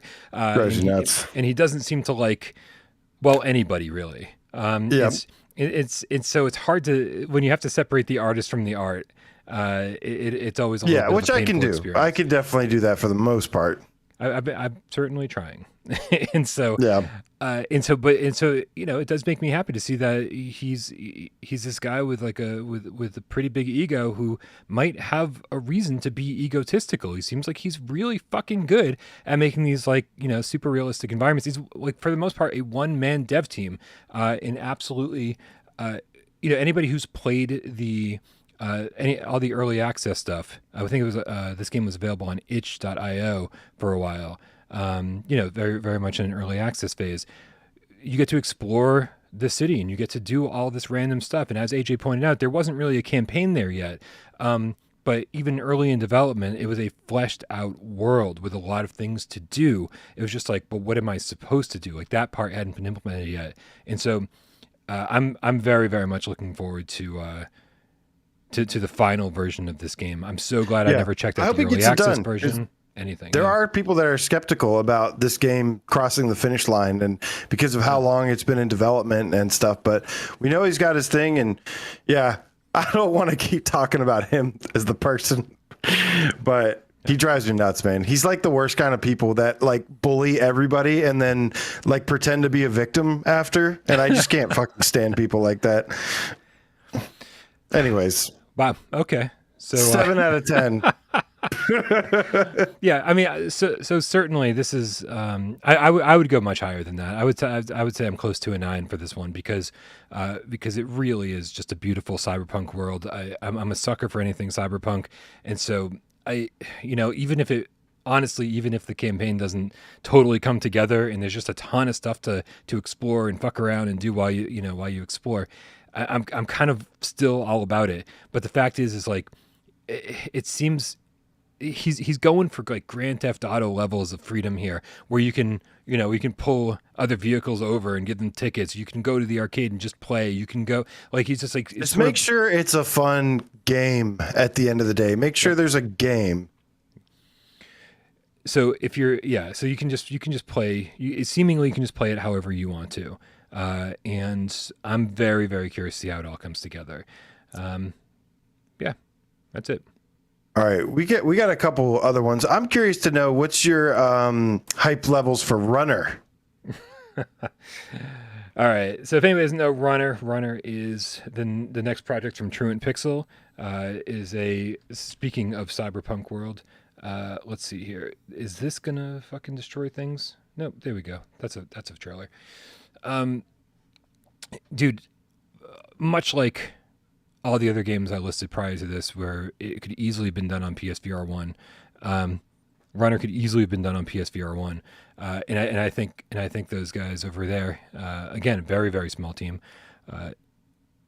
they just knew that their release date was too far out to even start developing on PSVR 1. They knew PSVR 1 was going to be long gone by the time this game came out. What am I missing? I was just being really mean to somebody in the chat right after saying that. Stop torturing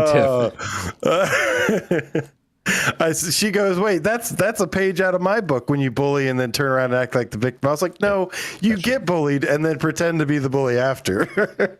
Just making sure we set that straight, on air. So this is a prime example of what I think we were talking about earlier in the show. When we're talking about these smaller indie games, right? Like it's crazy that we just looked at Lo-Fi, which is being made by one person, and you're flying around in a ship. You can land it. You can go. You can walk around. You can shoot people. You can play arcade. Like it's like Blair Reynard is going for like Grand Theft Auto in VR, and then over at Truant Pixel, they're like, oh, we're just going to focus on this one thing. Yeah. Right. And I think that's what I'm really curious about, because if they can nail this one thing and it can be super crazy exciting and feel like this, this epic arcade game where you're racing through the streets at high speeds and like and on going a motorcycle, and going into bullet time and then taking down bosses, and like it sounds really exciting and it looks decent. This is like, it just has to really fucking pull it off perfectly for it to be exciting for people next gen. And so, I don't know, man. I don't know. Like this one to me is a big question mark. It kind of hangs around like a 6 or so right now, because again, I love the cyberpunk concept. I love the ideas of racing through the streets. We didn't even have enough racing games on PSVR 1. Forget about racing with combat. Like vehicular combat stuff we've been asking for that. But it's still a big question mark. It just has to feel exciting once I get in there and put the headset on. I don't know. This is a great example of kind of the conversation we had earlier about like, do indie devs, like, are they going to be in trouble when they're on PSVR 2 if they don't really bring something to the table visually? And I think, this is just my opinion, but I probably represent or, speak for more than just myself here, in that this is a game where it's like the look of it, the kind of like anime-ish look, as cool and inspired as that is, could potentially take away from like blowing me away, it could potentially do that for me, and I don't think I'm the only one. I think from a gameplay standpoint, from like I love the aesthetic, I love the way the gameplay looks, but yeah, imagine if like this looked like lo-fi, like if it was the same thing but looked like lo-fi, I feel like I'd probably be like, that's just maybe just me. Like the experience that I'm looking for does involve visuals, and this looks super fun, but does it look like a PSVR2 game to me? It kind of looks more like a Quest game, which isn't bad or anything, but for this, it's also accurate because it's also coming to Quest. Well, I want to experience next gen with PSVR2, so that's just what I want personally. So, but I'm still at like a healthy 7 for this, for my hype levels, because like I said, the gameplay and aesthetic look awesome. Yeah, Magic the Game Cats in the chat says, remember Static in Rush of Blood. A game with any premise can be amazing. So while I 100% agree with you, Magic, the issue here is that any game with any premise can be amazing, but not every game with any premise can be amazing, right? Because we have seen plenty of rail shooters on PSVR 1 that weren't very good, and Rush of Blood was sort of the standout example of that. We've seen a lot of puzzle games on PSVR 1 that weren't very good, but Static was a standout example of how good they can be.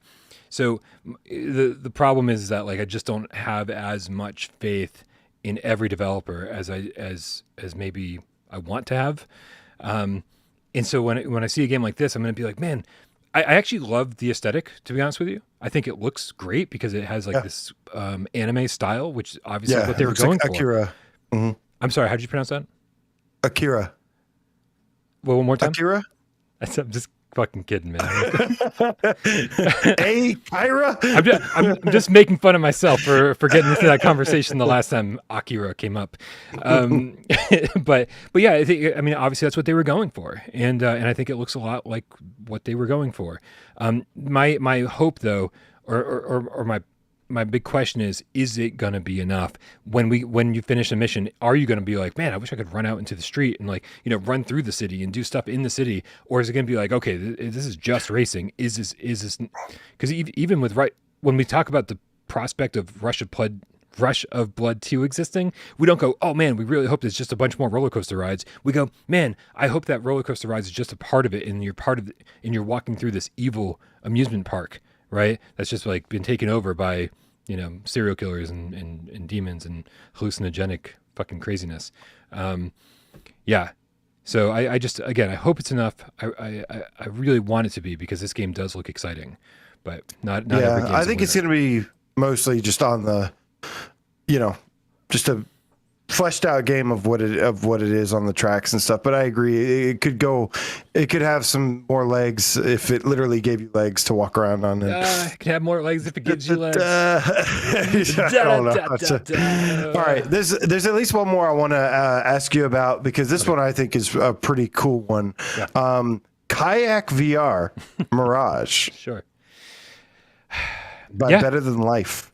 So here's one thing about Kayak VR Mirage. It's taught me how to spell kayak. Really? Having to type it so frequently. Yeah. My initial thought is KY, and then nothing pops up, and I'm like, KYAK? No, it's not enough letters. And then I have to go back. So now I've learned how to spell kayak. But yeah, man, this is sort of another one. People are raving about how beautiful it is, but like, is that enough? Right? Is it going to simulate how the kayak experience is? Am I going to get bored of just kind of going down these rapids, these rivers? I think for me, I'm visually, yes, it looks like a next gen game, so it's got that check there. While I can understand your concerns gameplay wise, some of the trailers I've seen stuff where they're like going through rings, they're racing, there might be multiplayer in there. There's like different environments to go through, so there's like a variety of environments. So I'm expecting like the depth of this game and everything to be a little bit more showing where it is like a, smaller studio, but visually, and like I'm seeing the game modes that I want to see in a game like this, which is like, like I said, going through rings and having courses and things like that. So, I'm definitely looking forward to this one. And, I would love to see it, turn out as awesome as it could be, as it looks. Yeah, I do hope that this is all Darkwing Chuck. That was. I'm sorry. I won't read. I'm not going to read it out loud. No, I am. He says we all know why Brian's initial thought was KY. And I think when you say it out loud, true that. They know you well. True that. They do. They know me too well. It's so. I think. I hope the racing in this is fun. I hope that the time trials are fun. But for me, we talk a lot about VR as an escape. One of our cats out there, Jay Meow, still swears by Perfect and says it's a great vacation simulator. We know that this one has kind of like a chill mode. I don't know exactly what they call it, but it's you can just take your time and row your kayak down the stream and just kind of take in the sights and relax. And I think that more than ever, VR it can be good for your mental health. And I think one of those modes where you just kind of like go down the river peacefully and chill is something that I'm going to be looking forward to, especially if it has this amazing realistic style to it. You can kind of convince yourself. I hope it has enough to keep me coming back, but I do know, but from what they have so far, it does look like really, really good experience, at least. Yeah. Sorry, I missed whoever's name it was in the chat. I do want to give a shout out. A game that's not even on this list is I had this list all printed out from our Discord server, but this game that I don't know if we're assuming it's PSVR2 at this point. I think we are maybe more than assuming is Hubris. Yes, Old Darth was pointing that out. Old Darth, thank you very much. Yeah, this is anyone who's played the demo of this, and the demo will be available again on Steam very, very soon, I believe. Hubris is it really looks like it's a small team trying to do the work of a big team, and they just have like this name checks out. Yeah, for sure. They just have like these really grandiose goals for this game where it's everything that you want to do in VR. Like when I interviewed the developers, I was like, is this a first person shooter? And they were like, it's way more than that. It's a first person. It sounds like an adventure. Yeah. Right. Which I love because I if there's one thing I love is games that blend a bunch of genres together, and not just being limited to being just a shooter alone. Have some platforming, some adventuring, some swinging, some climbing, some swimming, some shooting, some puzzles. Why not? Yeah. Just a few. And everyone who's played this has basically put any fears to rest that this game looks and plays great. Like there's a lot to do. There's a lot of variety. And that they don't seem to be overreaching, that they are actually capable of delivering the product that they're promising on. And so this, have they confirmed this for PSVR2 yet? Because I know they confirmed it basically for PSVR, and I imagine those plans are going to get pushed back to the next gen. So like, it's kind of like, I want to say it's a given that it'll come to PSVR2, but I wait until like they really say it themselves and have at least like some kind of proof or official confirmation. Well, while we're on the topic, AJ, I think it's always fun to point out PSVR2 confirmed. Again, even in this trailer, it says PlayStation VR. I think we can all assume PSVR2. While we're on the topic, AJ, of developers saying things of without any basis in fact. I think it might be a good time to bring up games like, I don't know, Samurai Slaughterhouse. I was just thinking Samurai Slaughterhouse, but they've alluded that they've given us a reason to believe why that is going to happen. And that is also, I'm glad you mentioned, because it is a game that I'm also very excited to check out. I think it looks really cool. It does look really cool, but again, another game with one person dev team. This guy he's been out on Twitter and saying, "Hey, I met with Sony." And and early on he was saying that this could be a PSVR2 pack-in game, but then here we are, all of this time later, with all these different developers who have PSVR2 dev kits, like really small developers, like almost everybody that wants a PSVR2 dev kit has one.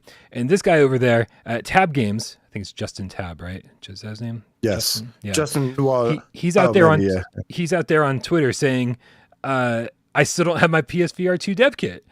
And so, like, how serious could negotiations have really been if all these other teams have their PSVR2 dev kits, teams as small as his have theirs, but yet he was in negotiations to have this be a pack-in game, and he doesn't have his kit yet. So just be aware that a lot of people say, hey, I'm bringing my game to PSVR2, only because that's the plan, not because they've started the port process yet. Yeah, that's something that's why I stick to kind of the big ones, like try to stick to the ones that we've seen showcased. You know, at least End Dreams came out and announced on Twitter. They had a big announcement on Ghostbusters Day. So they did like some sort of formality to it, had some sort of formality to it. And those are kind of the ones that, you know, I don't want to like be skeptical to every single developer that announces that they're coming to PSVR 2, but you have to, because there's a lot, like you said, there's a lot of developers that just want to bring a game, but it doesn't always work out for a billion different reasons. So yeah, it is kind of tricky. Even with like the Kayak one, you know, that one I kind of let slide a little bit. Like I hope to see that, but you know, that one is a little bit on the suspicious side of as far as being confirmed. But you know, most of these, though, we know for a fact they've got their dev kits. They've been working on it. They've started development on it, and you know, and we will see them. Yeah, for sure. Yeah, I generally like to give everybody the benefit of the doubt. If they say they're going to do it, then we say, yeah, of course they're going to do it. That's you know, like why wouldn't you? And of course with PSVR 2, you know, essentially being, I would assume. Anybody out there who's making a VR game has their sights set on PSVR 2 at this point. So anybody who says they're doing it, I was like, yeah, they're going to. If Samurai Slaughterhouse isn't there for the PSVR 2 launch, I'm sure it'll be there at some point later, right? But getting to this game specifically, I will say this is sort of doing the thing that I want Swordsman to do, right? Because I'm not a huge fan of battle arenas, especially Toshinden. God. Oh, don't you say that. Oh, come on, man. Battle Arena Toshinden was amazing. No, compared to Tekken, it wasn't. And Tekken 1 was out at launch, so... well, yeah, okay. Tekken was far superior, but Battle Arena Toshinden was good. And so was Bloody Roar. Nope. Bloody Roar is better than Battle Arena Toshinden. Okay. I mean, that's fine, but you're battling for last place over there. There's so many good fighting games on PlayStation 1. Why even bring these games up? Oh, my God. I mean, Tobal 1 and 2. Seriously, really? I was going to say, oh, God, why can't I remember the name? Because Bushido Blade. Bushido Blade was not bad. Bushido Blade. That's like the Swordsman on PS1. Basically, Bushido Blade was actually a huge gimmick that worked out. Like you can run around anywhere. And we're like, it's like a tech demo they turned into a game. Yeah, you can run around anywhere. Our stages are huge, but what you don't get to do anything once you're like more than 5 feet away from each other. So good, let's chop down some bamboo trees while we wait for the other person to walk over to us and kill them. We need to start the stream over and just have like a PS1 debate. Like we need to argue about the best PS1 games now. Yeah, see, the thing is you agree with me about the best PlayStation 1 games ever made. I think you agree with me. But then you also throw in all of these other crappy games that I just can't get behind, man. J Katz in the chat says Eternal Champions, which is a Sega Genesis game, but still better than every single fighting game that AJ just listed on PlayStation 1. All right, give me another game, man. Let's debate about something else. All right. So how you feeling? So I don't know. I guess maybe this will be the last one too. What do you feel about Ultrawings 2 since that has been confirmed? I mean, what are you talking about? We don't know who put that tweet out. I wasn't talking about that. Just them saying. Oh, sorry. All I saw was a picture of the PlayStation VR 2 picture from the website that they just copied and pasted. Yeah, I think that's all I saw.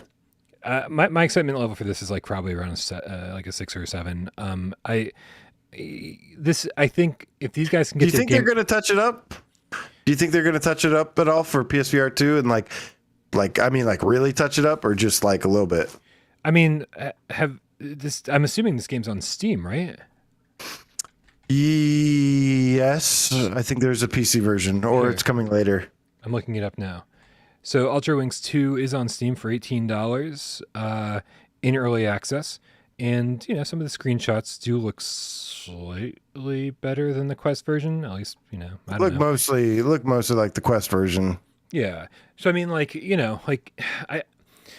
think this game is going to live or die based on how early it gets out there. I think sadly there's going to be too many other flat screen flight games that come along within the first year or two of PlayStation VR2 that will just be hybrid. That will be like, oh, you can play this on the flat screen or you can play it on PSVR2 and it'll be full featured.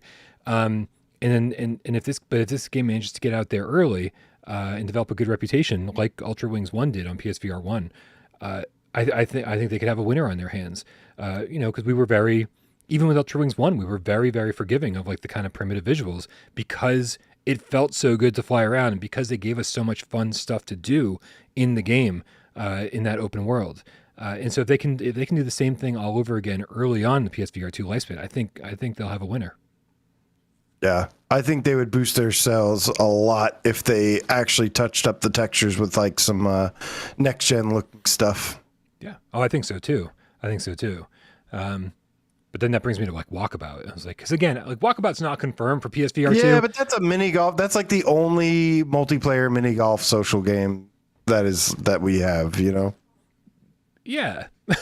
but right. But mini like, golf is way more appealing than flight sims. Like for a casual market's concerned. For like a casual, sure. yeah. Yeah. Sorry, sirens on my end. Real close too. But yeah, so I would be disappointed if they didn't touch up the visuals the same way I'll be if, the unconfirmed Walkabout mini golf on PSVR 2 doesn't touch up their visuals, but doesn't mean I'm going to play it any less. So yeah, I think they could probably do pretty well with this. Should we go out on like a negative note here and be like, I don't care about one of these? I mean, I'm looking through the list right now. About Soul of Kaeru. I don't care. Okay, you know what? I'm gonna bring up the trailer. I don't even know what it is. I'm gonna bring up the trailer. 2 out of 10. I just had to leave on a negative note here. Okay, so this is Soul of Kaeru. Yeah. I think they announced this game too early. I think they announced that it was coming to PSVR 2 too early. I think we had a lot of people looked at it and were like, oh, there's just no reason for this game to exist or anything. But I do think when you look at some of these interior environments with some cool lighting, some of the detail in it, if they're able to kind of pull the polyarch magic out of Moss and deliver it into this game and tell a cool story and make you care about your character, right? Make you feel like your character is relying on you, and give you reason to peer into that world. Maybe. I will be surprised if this game makes it to PSVR 2. Really? Yes. Yeah. I mean, okay. I mean, I can't fight you on that one. I mean, I will be like impressed if it even makes it. Well, we'll see what happens. I don't have faith. There's no chance of it being really good though. I don't have faith in it, and I also don't know anything about the team, so I don't know what they've done before, what they're capable of, or what their funding is like. It's Ian Stanbridge says it's moss without mice. Yeah. Can't take the moss out of mice. I think when it comes to third person, the mice out of moss. I think when it comes to third person games, and I hate to just generalize like this, but I do think that you need to kind of prove yourself a little bit more than a first person game. You have to prove to people why this belongs in VR, and that you're not just capitalizing on this sort of niche market because you think it'll sell better in VR than it would on the flat screen. We'll see. But yeah, this game needs to be charming as hell for it to work in VR or for it to get a good reputation. Yep. Yeah. I'm at like a 2 on this. Like until they sell me on it, I kind of don't care. There's a lot of games on this list that I'm seeing where it's like, yeah, there's some that I kind of give the benefit of the doubt.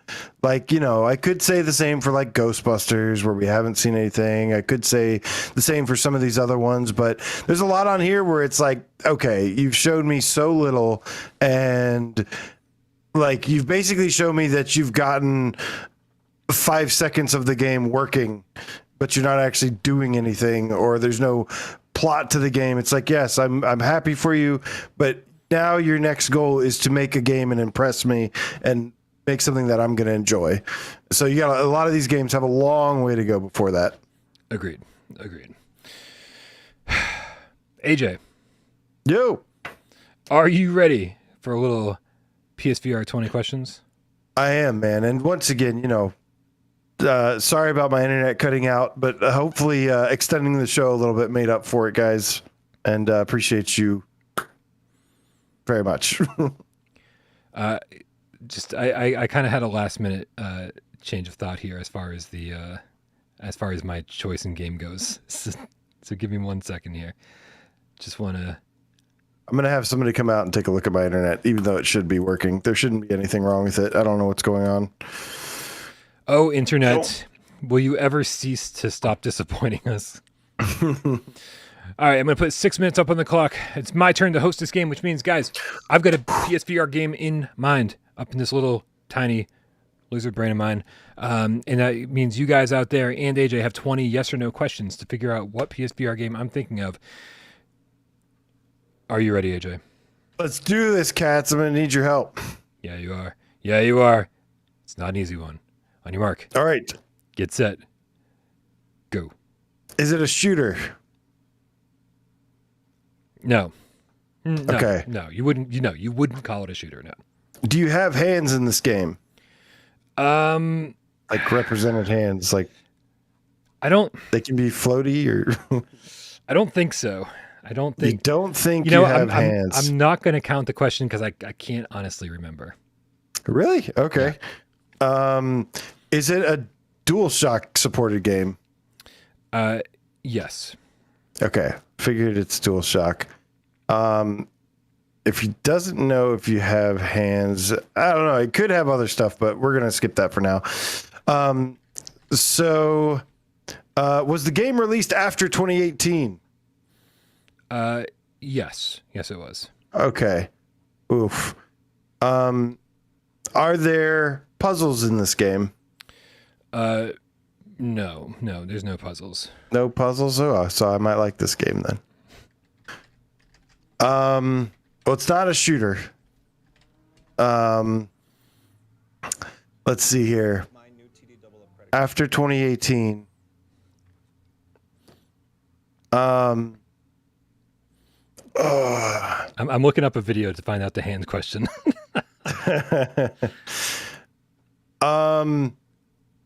Is it, let's see. Is it based on a known IP? Says Old Darth. Old Darth, yes it is. It is based on a known IP. Okay.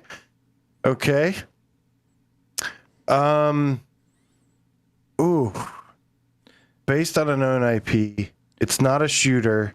There's like no shooting. You might have hands or you might not. Okay, I just saw in a video, I see a hand. But it's certainly not something you're looking at very much in the game. It's DualShock supported. Does it have move support as well? Let's get that out of the way. No, not to my knowledge. I don't think so. I should have asked if it has aim support. Well, no, it's not a shooter, so it probably doesn't have aim support. According to the PlayStation Store, it does not have move support, no. Okay. Let's see here. Ooh. According to my review, it also does not have move support. Is it a platformer? No. Not a platformer, so it can't be Trover. Can you play it flat screen? No, you can't. Or is there a flat screen version, is what Dan Keeper said? No. Not of this game, no. So there's no flat screen. It's VR only. DualShock, based on a popular IP. No shooting. It's not a shooter. It's not a shooter. So there, I thought. Oh, I said okay. So I asked if so there might be shooting. There might be some shooting. Certainly not what you're gonna be thinking about with this game. Is there racing in this game? There is racing in this game. There is racing. Good job, all you are is history. I'm coming for you, all your history. DualShock racing. Doesn't support the moves. Yeah, let's just go with this. Can you fly? Do you fly in this game? You can fly in this game. That's 10. You can fly in this game. So we need maybe a racing game. Is there multiplayer? Yeah. Okay. So DualShock, no move support, racing. Can fly. It's gotta be. Is it cartoony? Yes. It is cartoony, so it's not Wipeout. So it could be touring carts. Could be Pirate Flight. How much time do we have left? A minute and 40 seconds. Okay, we gotta start. Do you play as an eagle? No. Don't play as an eagle. Do they have people are saying Mario Kart. Tiny Tracks I think was a launch game or launch window games, but maybe definitely not 2018, but good guess though. Touring Carts has move support. Rush has move support. You guys are on the right track. Keep them coming.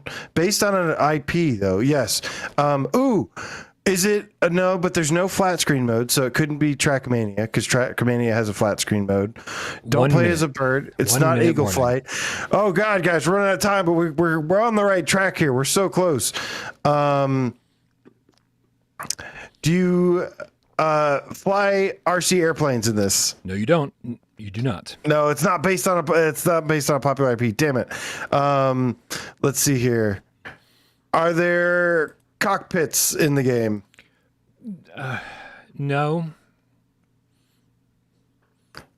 Popular IP racing game where you fly. 30 seconds. 4 questions and a guess. 4 seconds and a quest. And a quest. And a quest. And a quest. Come on, guys. After 2018, flying. I was thinking Mini Motor Racing X, but that's not based on a popular IP. Battlezone's not a racer. Dragon Ride, no. Iron Man's not a racer. And bam! End of game. I guess let me take a quick random guess. Who is it? Let's see, DualShock. I'm just gonna say, is it Pirate Flight? Coming out July 13, 2021 for the amazing price of $40. Little Witch Academia VR broom racing had 10-player multiplayer, but you couldn't race against each other. You could just fly around this big open area. Unbelievable, terrible game. A tricky one. But and I knew that you played a lot of it because you and I were playing it simultaneously, and man, we were not happy. God. Remember when we actually got the multiplayer working, and we're like, we got it working, sweet. What do we do? Oh, there is nothing to do. This is the multiplayer. What a waste! You fly around in a lobby, basically. Yeah, that was a good one, man. Yeah, right. We were flying around the lobby, going, "How do you start the game? How do you start the race?" And like, this is it. This is it. A racing game with multiplayer where you can't race anybody else. I don't blame you, Cats. I gotta be honest. I thought you had it. This is why we're happy. I thought you had it around 10 questions. I thought you were right there. Oh yeah, no, that's a tough one. But the good thing is that this just shows that nobody bought it. Luckily. Good job, everybody. Well done. You did the right thing. Amazing. It was worth losing this 20 questions. Well, you know what? I got to say something, AJ. I know that besides the cutouts of your internet, here we are. We came in today's show, and I think you and I were both a little bit down. I think that and we didn't have a whole lot to talk about in terms of news, PSVR news. But I will say that, man, we're coming up on almost a 2-hour mark for GAMESCAST Live, and I had a whole lot of fun hanging out with everybody here. Me too, man. So thank you everybody who showed up and stuck around for the entire show or even part of the show. We thank you very, very much. Yeah, appreciate you guys. Yeah. Listen, a few different shout outs. Make sure we want to say thank you to Sci-Fi Game Cat Henry, who does all the timestamps for the show. Shout out to Jay Meow, who gets these shows up and running on podcast services of your choice after the fact. Obviously, AJ, make sure you subscribe to him over at PSVR Underground. The link for that is in the description below. Join us over on Discord. The link for that's in the description. Please, if you feel so inclined, support us on patreon.com/withoutparolegames. We can get some exclusive videos or just your name on that little scroll down below, or access to voice chat over on Discord. Thank you to everybody who hung out and watched the show. Thank you everybody who tipped. Thank you to everybody who changed your name to GameCat, even though you didn't get a shout out this week. I promised you that segment will be back next week. You'll get a shout out then. And of course, thank you to everybody who sat back and watched the show and didn't say a goddamn word. We know you're out there and we love you just as much. Happy 4th of July, everybody. Happy 4th of July to you guys. Brian, release the Katten. Because I want to say, so you guys have a wonderful night. Happy 4th of July. Be safe out there. Enjoy some fireworks. Get some beer. Get some grilling done. Hopefully you've had a wonderful day. Ian Stambridge, thank you so much, man. All you are is history. Who's going to now buy Little Witch Academia because we talked about how bad it is. No, well, that's basically... If you're going to buy it, buy the limited run version because there was only like 1,000 copies of that made or something. So at least get your money's worth. John Tatum, thank you so much, my dude. Shapeshifter, the Animorph Game Cat, later too. Dark Angel, later. GC13 Pepsi Cat, thank you so much for tuning in tonight. Old Darth, a PSVR2 gaming hound dog. You ain't nothing but a hound dog. Oh, I'm hydrated, man. I'm hydrated. Let's do this. Dan, I need to hydrate my internet service is what I need to do. Johnny No Pockets, aka Who That Game Cat, says tip your waiters and don't blow off a finger out there. 20%. 20%. It's at least 20%. Shades of Gray Matter. Happy Fireworks Day to you as well. Ash VR, the Groovy Game Cat. Thank you for what you guys do. Ben Dawson. It says, AJ, stop broadcasting near the event horizon of a black hole. It will improve your internet. Listen, man, I like to be out in space, and I like to, if I see a black hole, I'm going in it. Wow. Yeah, I said it. Let's go. You do the same. You do the same. I probably. Mr. KY, I'm sponsored by KY. Chrome Colossus, not a sponsor. Not a sponsor, guys.